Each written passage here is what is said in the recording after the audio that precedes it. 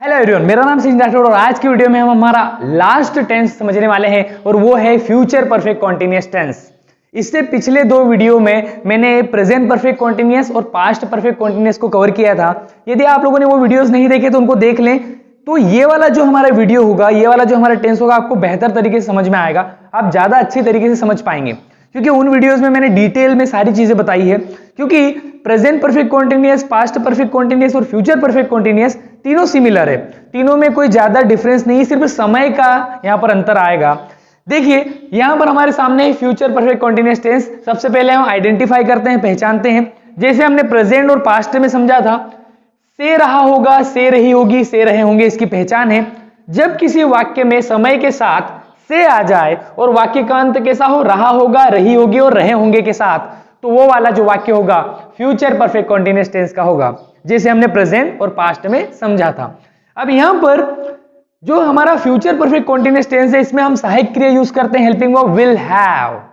इससे पिछले वीडियोस में हमने प्रेजेंट परफेक्ट कॉन्टिन्यूअस में has have, past perfect continuous में हैड। अब यहां पर हम यूज कर रहे हैं विल हैव बीन।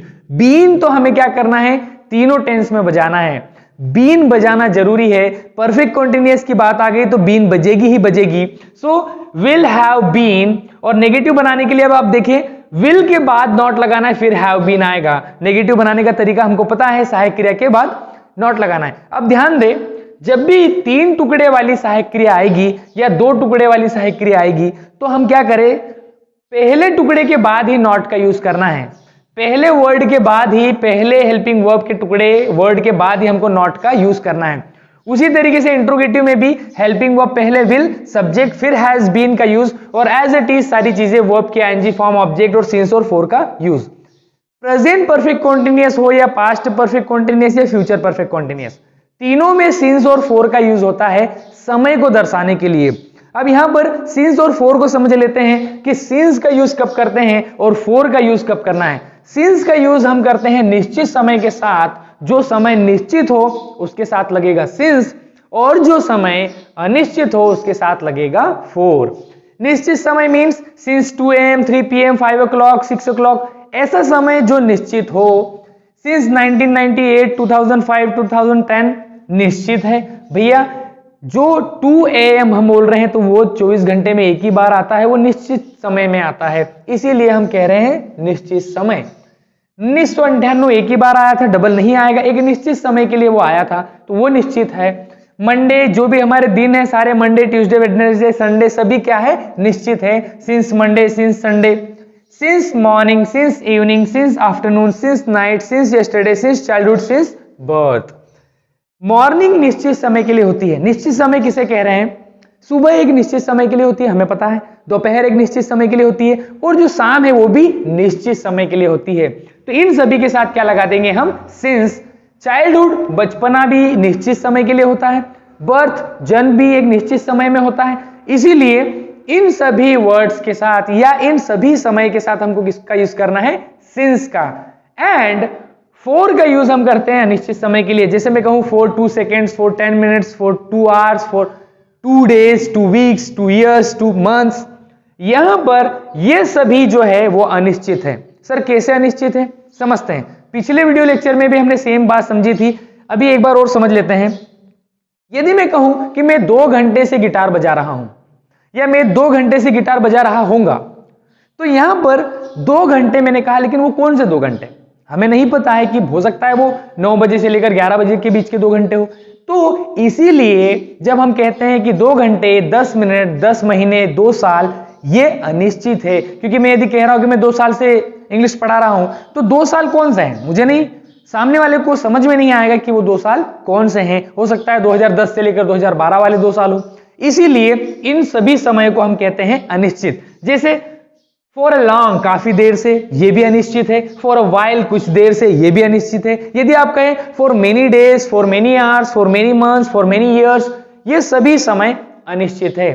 फिर भी यदि प्रॉब्लम आए कि सर नहीं समझ में आ रहा है कि सिंस का यूज कब करें, फॉर का यूज कब करें, तो इस चीज को राइट डाउन कर लें कि इतने जो समय हमारे सामने लिखे हुए हैं, इन सभी के साथ हम सिंस लगा देंगे। यदि मॉर्निंग आया तो सिंस, बर्थ आया तो सिंस, चाइल्डहुड आया तो सिंस, यस्टरडे आया तो सिंस, नाइट आया तो भी सिंस, कोई सन आया तो भी सिंस। 4 को याद कर लें कि जब 2 मिनट, 10 मिनट, 10 घंटे, 10 दिन, हफ्ते, साल, महीने आया तो हम लगा देंगे सिंपल 4। तो 4 और सिंस को समझना ज्यादा इंपॉर्टेंट है। इन तीनों टेंस में, तीनों ही टेंस में सिंस और 4 का यूज किया जाता है। चलिए फ्रेंड्स कुछ एग्जांपल्स लेते हैं फ्यूचर परफेक्ट कंटीन्यूअस के, जिससे आप और बेहतर तरीके समझ पाएंगे कि किस तरीके से हिंदी से इंग्लिश में सेंटेंसेस को ट्रांसलेट किया जाता है, कि फ्यूचर परफेक्ट कंटीन्यूअस टेंस के सेंटेंसेस को किस तरीके से इंग्लिश में चेंज किया जाता है। यहां पर हमारे सामने एक सेंटेंस लिखा हुआ है कि राम सुबह से बाजार जा रहा होगा। आप ध्यान से देखें तो मैंने पूरे 12 टेंस में, ये हमारा लास्ट टेंस है, पूरे 12 टेंस में एक सेंटेंस कॉमन लिया है। इसीलिए लिया गया है कि आप अच्छी तरीके से समझ पाएं कि किस तरीके से फ्रेम होते हैं सेंटेंसेस और किस तरीके से हेल्पिंग वर्ब और वर्ब की फॉर्म्स का यूज किया जाता है। राम सुबह से बाजार जा रहा होगा, हमने अभी थोड़ी देर पहले समझा कि पहचान क्या होगी, रहा होगा, रही होगी, रहे होंगे। लेकिन फ्यूचर कॉन्टिन्यूअस टेंस की भी पहचान होती है, रहा होगा, रही होगी, रहे होंगे। इसमें क्या अलग बात है, इसमें आया है समय, सुबह से, किसी समय से आकर वाक्य के बीच में लास्ट में आए रहा होगा, रही होगी, रहे होंगे, तो उस वाक्य को हम फ्यूचर परफेक्ट कॉन्टिन्यूअस टेंस का वाक्य कहेंगे। सेंटेंस है राम सुबह से बाजार जा रहा होगा, हम सेंटेंस को बनाते हैं, सब्जेक्ट है हमारा राम और इस टेंस में हम हेल्पिंग वर्ब यूज कर रहे हैं विल हैव बीन।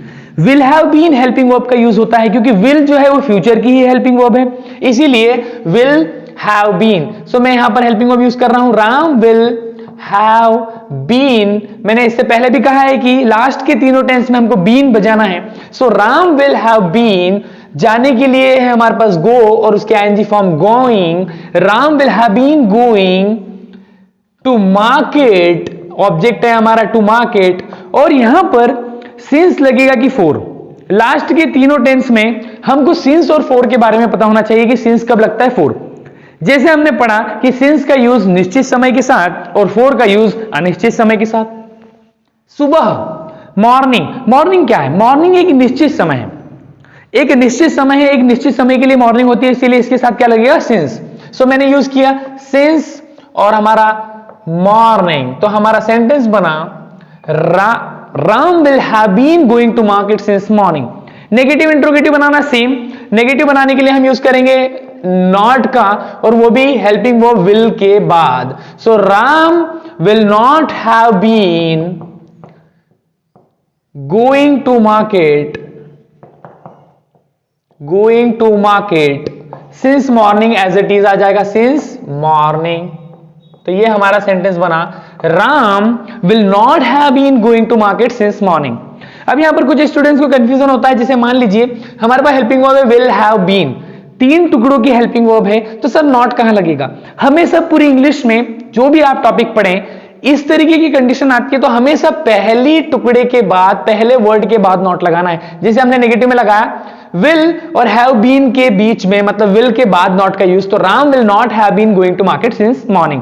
इंट्रोगेटिव बनाना है तो सेम, जैसे अभी हमने समझा कि विल राम हैव बीन, तो यहां पर भी वही कॉन्सेप्ट कि सब्जेक्ट को कहां लगाना है, पहले वर्ड के बाद, विल के बाद लगाया, तो will Ram have been going to market since morning. बाकी सारा जो है वो एज इट इज हम लोगों को लिखना है, क्योंकि कोई चीज ज्यादा चेंज नहीं हो रही है। इससे पिछले वीडियो में भी पास्ट परफेक्ट कॉन्टिन्यूअस हो चाहे फ्यूचर प्रेजेंट परफेक्ट कॉन्टिन्यूअस हो, सभी में बदल के आ रहा है हमारी हेल्पिंग वर्ब्स।